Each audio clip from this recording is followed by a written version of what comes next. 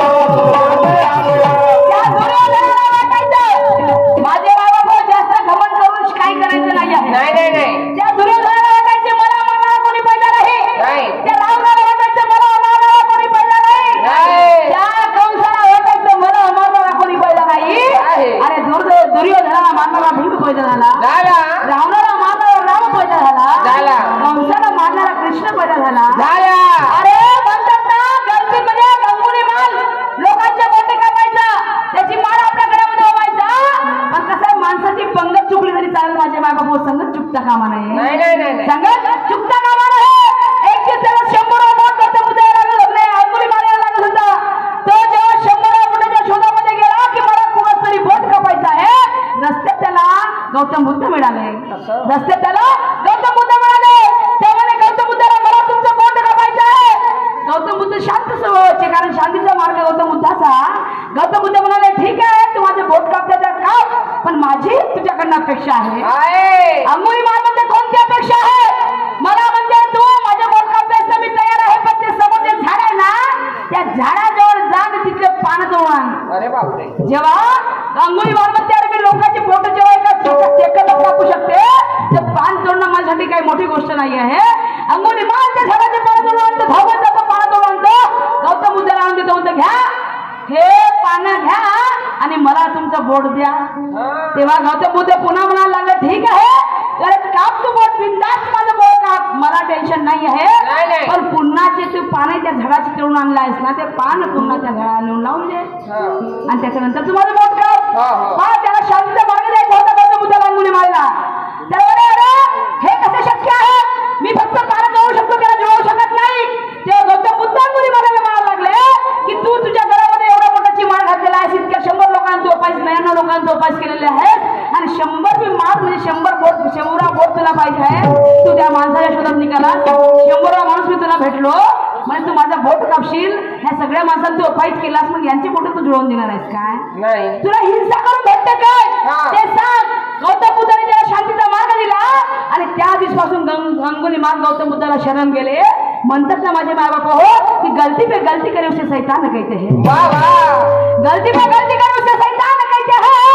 और गलती करके सुधर जाए उसे इंसान कहते हैं उसे इंसान कहते हैं अरे तेवढा मोठा अंगुली मार डाकू होता डाकू त्या गौतम बुद्धाच्या शरणामध्ये गेल्यावर तो सुद्धा त्या दिवसापासून अहिंसक झाला तर म्हणतात त्याला माणूस नाहीतर काही काही लोक आहेत हो किती चुका करा सुधरवायचं कामच करत नाही त्याला माणूस म्हटला जाईल ना माझे बाय बाप त्याला हैवान म्हटला जाईल आमचे शाहीर साहेब म्हणायचं आहे म्हणून म्हणायचं आहे अहंकाराने शायरी करायची नाही आपण चांगले शांतपणाने शायरी करू सांगून द्या ना काका तुमचं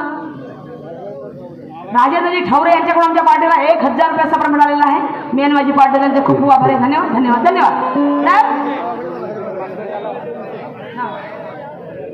हा अशोक देऊळके भांबेवाडा आले आमच्या काकाश्री यांच्याकडून 100 रुपये सप्र पार्टीवर आहे. आणि म्हणून म्हणायचं आहे की घमंडाची शायरी आपण करायची नाही.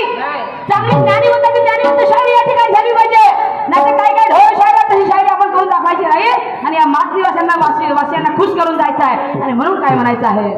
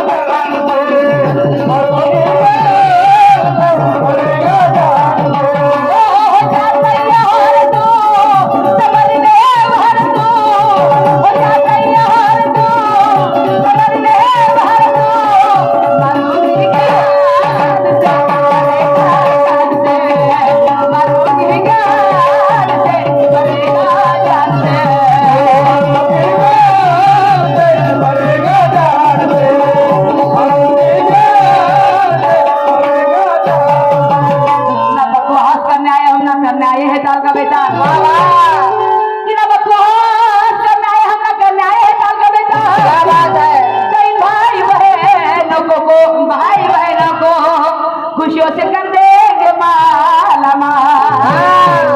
तो पैसा है मैं तजुर्बा फूल है कॉन्फिडेंस, पैसा है मैं तजुर्बा फूल है कॉन्फिडेंस, अगर कर जाएगा तो पैसे कर देंगे वापस. ते ना नको कुणाचं बोल बोला परी राहील, ते ना नको कुणाचं बोल बोला परी राहील. आणि तुझ्या दिवस थोड्या मुश्किलीमध्ये जाईल. आणि असं काही गाणं गाव किंवा पाहणाऱ्यांनाही मजा येईल. असं काही गाणं गाव किंवा पाहणाऱ्यांनाही मजा येईल. आणि त्यात मध्ये तुमची आणि माझी कीर्ती शाहीर सुरत